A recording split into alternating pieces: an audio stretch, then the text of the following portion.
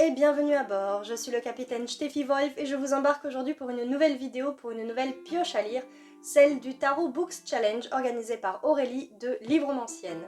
Pour ce challenge, Aurélie a sélectionné 10 arcanes majeures du tarot afin de créer 10 catégories pour son challenge qui aura lieu du 1er mai au... du 1er avril au 31 mai. Je vous mets en barre d'infos la vidéo de présentation d'Aurélie quant au challenge ainsi que sa propre pile à lire. Voilà. Maintenant, on va passer à la mienne, mais avant tout, je voudrais vous montrer les marque-pages qui vont me servir dans le cadre de ce challenge. Alors, il se trouve qu'il y a quelques temps déjà, je m'étais intéressée moi aussi au tarot et j'avais pour ce faire acheté un tarot, celui de Anna Stocks. Voilà, je crois qu'on prononce comme ça, Anne Stocks, pardon. Et donc voilà, ce sont les arcanes qu'Aurélie a choisis et qui vont me servir de marque-page à chaque fois pour les livres que je vais lire dans ce challenge. La première catégorie, la première arcane, c'est le fou, alors que chez moi ça s'appelle le battleur, mais voilà l'image qu'Aurélie a choisi de nous proposer pour Instagram, etc., pour créer des templates. Moi, le fou ressemble à ça. Et donc, pour le fou, on devait lire un roman, un livre, qui est pour mots-clés, pardon, je vais y arriver, folie, jeu, rêve, et puis nouvelle saga. En ce qui me concerne, je vais m'attacher au mot-clé nouvelle saga, et puis également à celui de la folie. Pour lire le tome 1 de Horizon, de Lizia Maro aux éditions Inceptio. Donc dans ce premier tome, on découvre une France qui a été dévastée il y a 2 ans. On est en 2107, on est dans une dystopie. Et on est en présence donc de cette jeune femme qui se nomme Xalia et de ses hommes qui vont partir à la recherche des leurs en fait.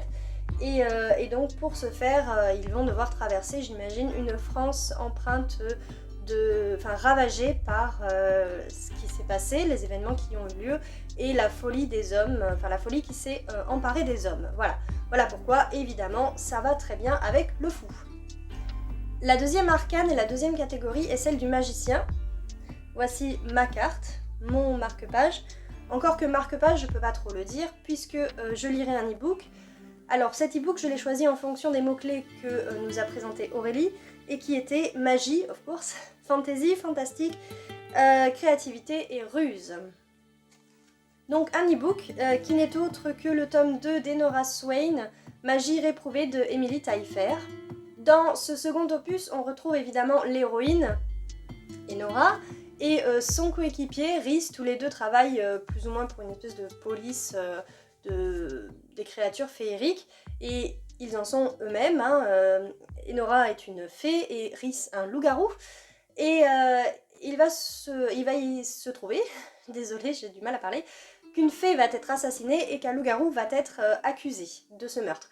Et donc aussitôt, l'alpha de la meute de ce loup-garou va demander à Enora et Rhys de partir, de mener l'enquête pour vérifier que ce n'est pas quelqu'un des siens qui a commis ce meurtre. Voilà. J'ai très hâte de lire ce roman, ce tome 2, puisque d'une part c'est un SP que m'a proposé l'autrice, et d'autre part, pourquoi elle me l'a proposé? Parce que j'avais lu le tome 1, en SP également, mais que surtout je l'avais adoré. Voilà. La troisième arcane choisie par Aurélie est celle de la grande prêtresse, qui chez moi s'appelle la papesse, enfin en français dans mon tarot, mais si je regarde l'anglais ou l'allemand, c'est bien la grande prêtresse. Et donc pour cette arcane, les mots-clés sont... En fait à chaque fois je regarde, désolée. Mystère, secret, spiritualité et clairvoyance. Et pour cette arcane encore, je vais lire un e-book. Donc pas besoin de marque-page, mais bon, je trouve que c'est joli quand même. L'e-book en question est un nouveau SP plutôt, en eau profonde de Dana Blue aux éditions du Petit Caveau.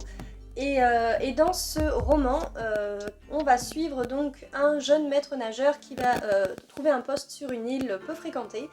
Et il va un petit peu comprendre pourquoi, c'est-à-dire qu'il y a une malédiction qui pèse sur cette île et que tous les 100 ans, il y a un démon qui vient chercher un tribut, autrement dit un sacrifice, et il y a de fortes chances pour que ce jeune maître nageur soit vu comme le tribut prévu pour le démon. Voilà, j'ai très hâte de lire ce roman parce que le résumé me parle beaucoup. Je voulais absolument le placer dans ce challenge. Je lui avais trouvé 2 catégories. Pour moi, c'est celle dans laquelle il passe le mieux. Ensuite, on a l'arcane du Hiérophante. Alors ici, mais chez moi, dans mon tarot, ça s'appelle le pape. Mais si on regarde l'anglais, c'est bien le Hiérophante. Le haut prêtre, en fait, entre guillemets en allemand. Donc voilà, ici cette fois je vais lire un livre papier, mais avant tout ça je vous donne les mots-clés. Il s'agit de tradition, passé, origine, retour aux sources et héritage.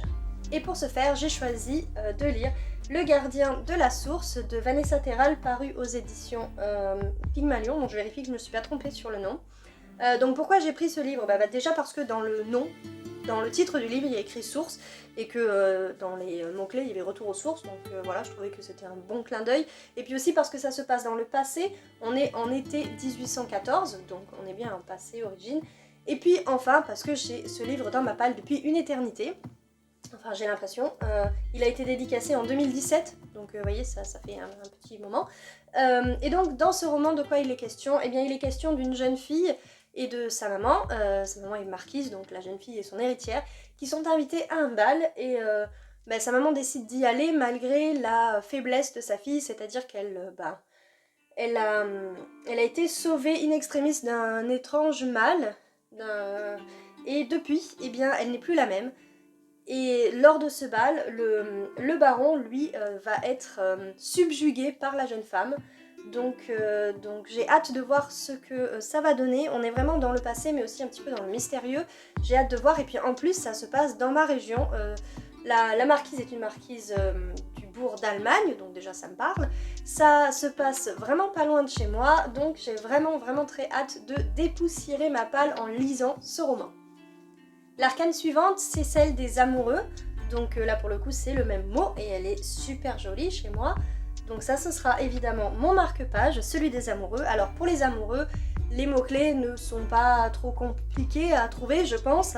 On a évidemment amour, mais également amitié proche, amour de soi, et puis bon, si on revient sur l'amour, Aurélie nous propose de lire quelque chose d'un peu spicy. Voilà.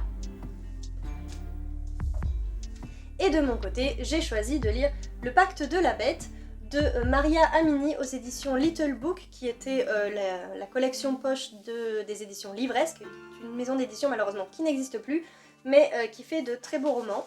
Voilà, enfin disons que les mises en page sont vraiment très bien, j'adore le toucher et j'ai vraiment pas été déçue parce que j'ai lu chez eux, donc je vais lire Le Pacte de la Bête. En plus c'est une réécriture de La Belle et la Bête, j'allais dire La Belle au bois dormant, n'importe quoi. Donc de La Belle et la Bête, c'est une des histoires d'amour les plus connues il me semble, donc parfait pour ce challenge. L'arcane suivante est celle du chariot, le chariot, voilà. Et les mots-clés sont plan, guerre, bataille, ambition et sortir de sa zone de confort. Alors autant vous dire que je vais pas sortir ma zone de confort pour cette arcane-là, mais pour une autre, et que j'ai choisi de m'attaquer plus ou moins, ou de suivre les mots-clés que sont plan, guerre, bataille, etc. Ambition un petit peu, enfin tous les autres mots-clés en gros.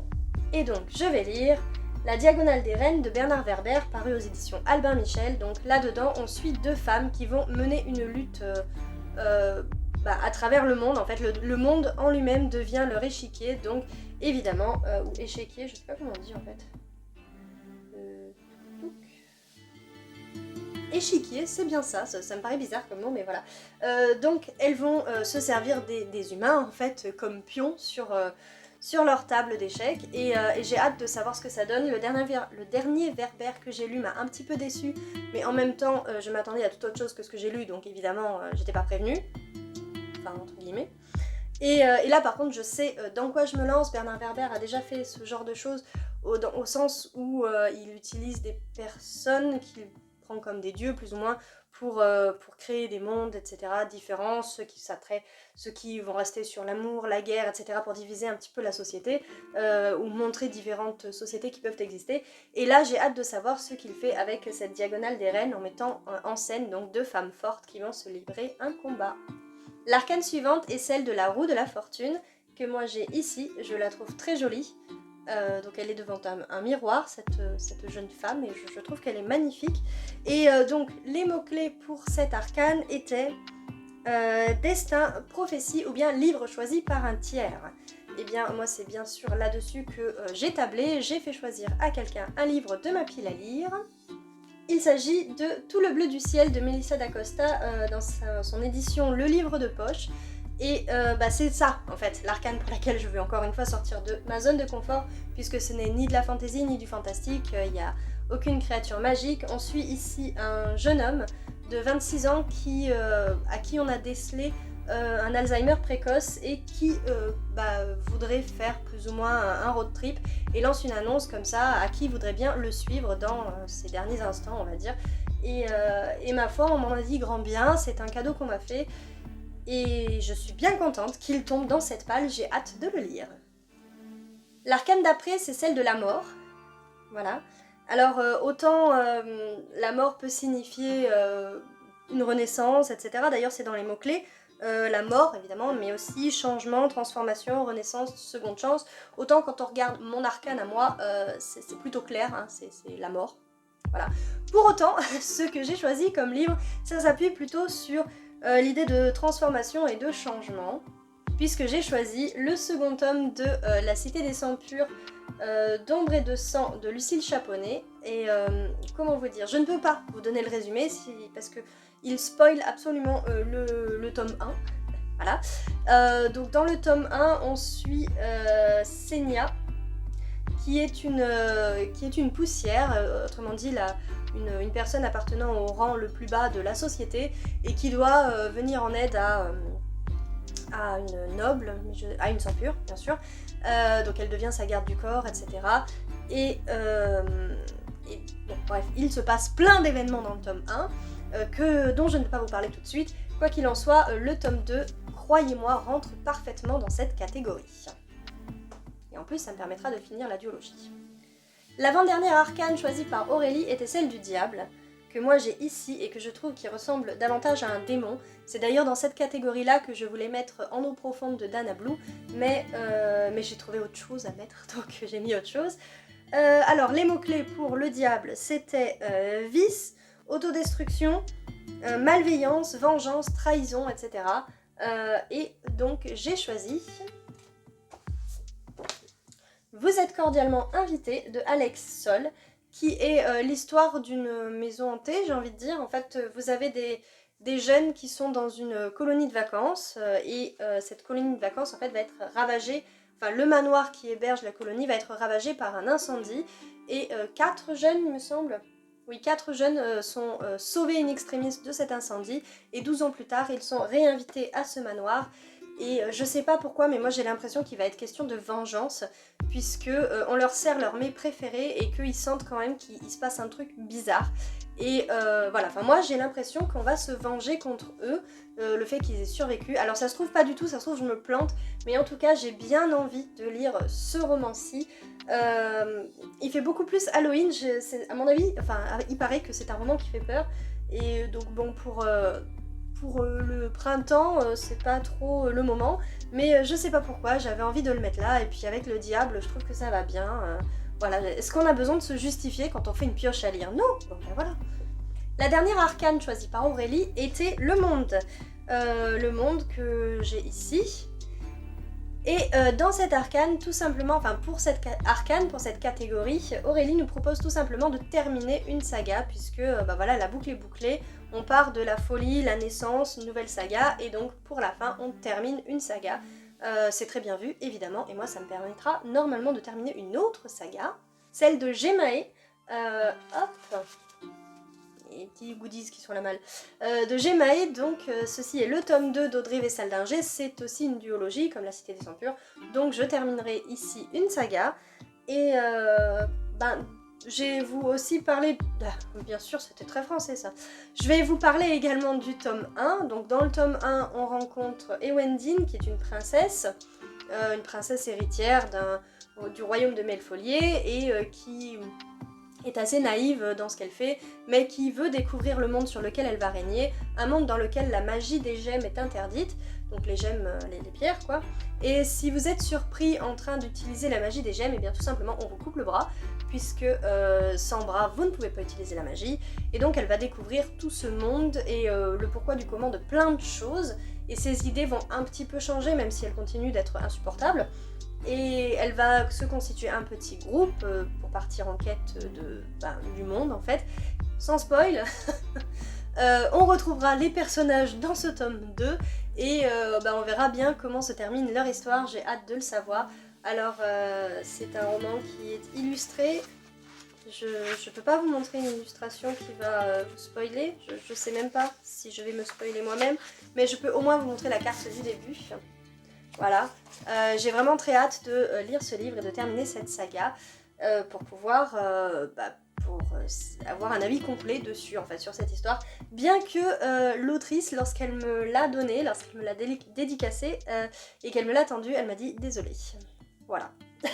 Alors c'est tout pour ma pioche à lire, mais c'est pas complètement tout pour cette vidéo, puisque je profite de cette vidéo pour lancer une annonce, à savoir que pour mon anniversaire, j'ai reçu un énorme cadeau qui a cependant mis un petit peu de temps à se mettre en place, et ce cadeau c'est un site internet sur lequel on pourra retrouver à la fois mes chroniques, mais également tout ce que je peux écrire côté écriture. Jusqu'à présent, j'avais, en termes de blog écrit, je veux dire, un blog pour mes chroniques et un blog pour ce que j'écrivais, donc mes publications, mes news côté écriture, etc. Toutefois, j'ai quand même une seule chaîne internet, enfin une seule chaîne YouTube, pardon, et j'ai également un seul compte Instagram, donc c'était tout à fait logique de partir sur un seul site qui réunirait en fait les deux facettes de la littérature qui m'accompagne, à savoir la lecture et l'écriture. Et donc ce site, vous le retrouvez bien sûr en barre d'infos, c'est juste steffiwolf.fr, c'est pas plus compliqué que ça, et j'ai très hâte de vous y retrouver. Voilà, cette fois c'est tout pour cette vidéo. Si elle vous a plu, n'hésitez pas à lui mettre un petit pouce vers le haut. Si vous voulez commenter pour me parler de vos propres pioches à lire, de vos propres piles à lire, si oui ou non vous participez au Tarot Books Challenge, n'hésitez pas à utiliser les commentaires pour ça. Et si vous n'êtes pas encore abonné à cette chaîne, eh bien je vous invite à le faire. Tchussy!